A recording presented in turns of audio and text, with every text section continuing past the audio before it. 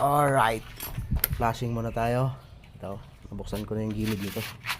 Buksan ko na yung gilid kasi kinakalawang. Nilagyan ko ng diesel.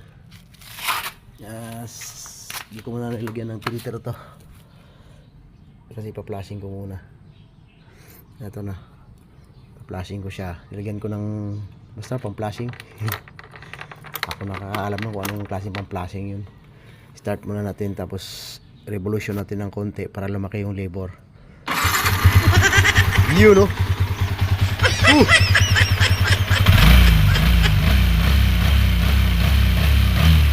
Binuksan ko na to, nilinisan ko tong gilid nito kasi na-stuck eh. 1 month kasi naghalo na to. Siguro nag-antay pa ng budget si boss. Ayan, tapos tinawagan niya ako. Ito, tapos na to ngayon. Maruli yung ano niya, fuel system niya. Tinasan ko lang yung idle niya.